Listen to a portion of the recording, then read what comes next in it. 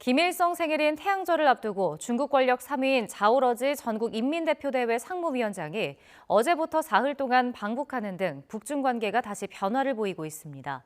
이렇게 러시아는 물론 중국과도 관계를 강화하고 나선 북한이 남측을 향해서는 총선날 경고의 메시지를 날려 그 배경이 주목됩니다. 보도에 김대근 기자입니다. 북한 평양 순안공항, 중국 공식 서열 3위인 자오러지 전국인민대표대회 상무위원장이 항공기에서 내립니다. 공항에는 최룡해 북한 최고인민회의 상임위원장이 나와 자오 위원장을 영접했습니다. 13일까지 북한에 머무는 자오 위원장은 코로나19 유행 이후 북한을 찾은 중국 최고위급 인사입니다.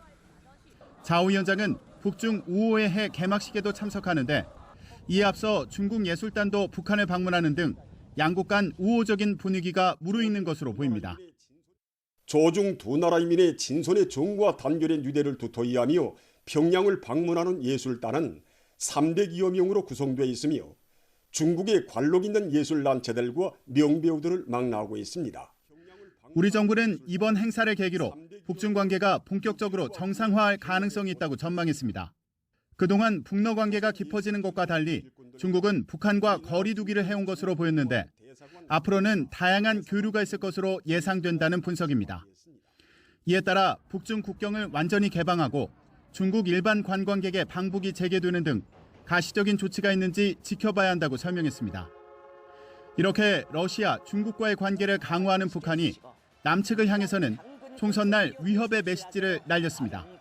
김정은 국무위원장이 최고위급 군 지휘관을 양성하는 김정일 군정대학을 방문해 남측의 지도와 모형을 두고 전쟁 준비를 강조한 겁니다. 김정은 동지께서는 적이 만약 우리와의 군사적 대결을 선택한다면 우리는 적들을 우리 수중의 모든 수단을 주저없이 동원하여 필살할 것이라고 확언하시면서 북중러 관계를 강화해 한미일 안보 협력에 맞서고 내부적으로는 남측에 대한 적개심을 고취시켜 내부 결속을 다지려는 의도로 보입니다. 군정대학 가가지고 이 대남 적개심을 고취시키되 미사일을 쏘지 않는다는 그런 측면을 볼 때 아마 그 총선 이후 한반도 정세 침체 그리고 북중 관계 강화 이런 여러 전략적인 측면에서 수위를 조절하고 있는 것으로 분석합니다. 하지만 오는 15일 태양절 전후나 25일 조선인민혁명군 창건일 전후로 위성 발사 등 다시 도발에 나설 가능성은 여전해 보입니다. YTN 김대근입니다.